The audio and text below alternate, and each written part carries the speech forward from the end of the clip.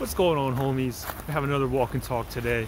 We're going to discuss some OTC, the OTC desk, over-the-counter purchasing of good old, Bitcoin and other cryptocurrencies.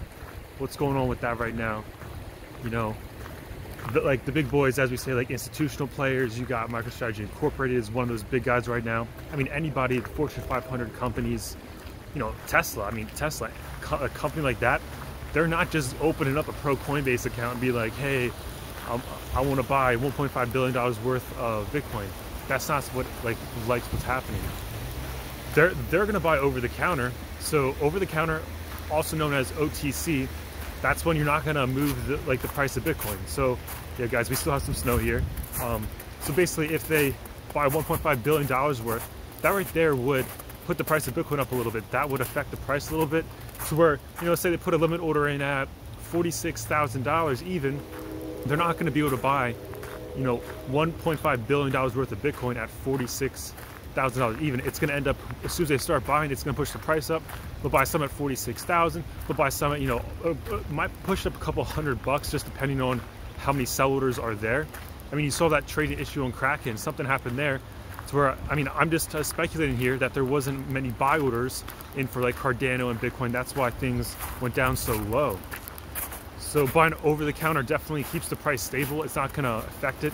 Like I saw MicroStrategy Incorporated, they just bought another, I think 300 Bitcoin or something like that just today. I mean, that was definitely over the counter. As we can see with many other institutions, I believe MicroStrategy Incorporated and Tesla both went through a Coinbase over the counter supplier, but there's multiple OTCs desks. Like I know Binance US, if you're an American and you're playing with more than $10,000 worth at a time, they have an OTC platform. You just have to submit a ticket, say, hey, I want to buy this at this price, and then they'll match you with the buyer. I've never done that because I'm not messing with $10,000 or more dollars at a time. So if you guys are, definitely consider checking that out. Let me know how that goes. But I guess my point of the whole over-the-counter though is what happens when they sell out of Bitcoin? Like what happens when there's no more Bitcoin to sell over the counter? What's going to happen to the price when they have to just end up buying it, straight market orders, straight just put a market order and buy, and where they're actually going to have to buy on the market, and it's going to affect the price to where, if they want to drop $1.5 billion worth at a time to where they can't even, they can't buy OTC, so it's going to affect the price. So they have to buy some at $46,000, some at $47,000, because they're going to end up bumping it. I mean, and by then, the price could possibly be way above $46,000. I mean, hopefully way above 50K. Hopefully hitting that six-figure Bitcoin this year, 100K, see if that will happen.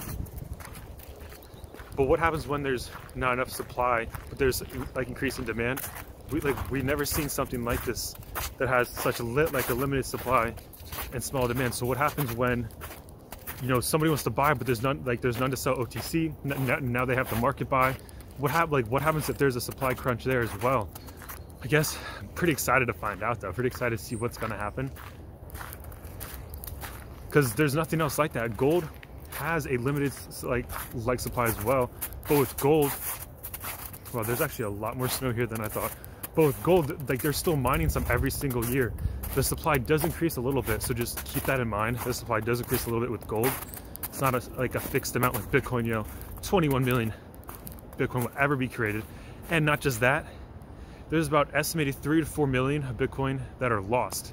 So yes, 3 to 4 million Bitcoin are estimated to be lost in addresses that are probably in landfills, or just people just forgot they had it, gave the laptop away to somebody, and then, or just lost their private keys. There's a lot that unfortunately go away to scams, which is, it's sad to say that, but that does happen.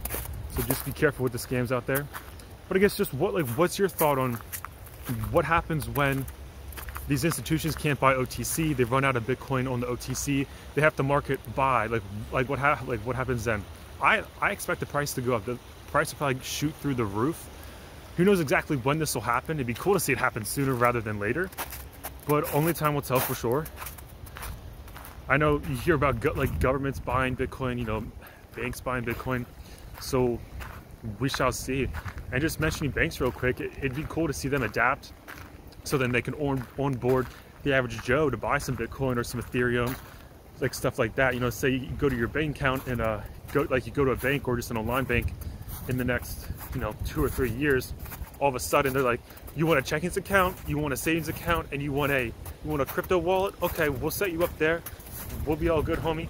And then, you know, now you have some Bitcoin, you got some Ethereum, got all that stuff. So it's gonna be cool to see what happens there.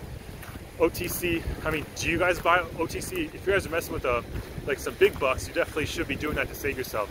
So let me know down in the comments below. And as always, homies, thank you so much for tuning in. Definitely smash that subscribe button if you have not already, and smash that like button, of course. I'll catch you guys all in the next one.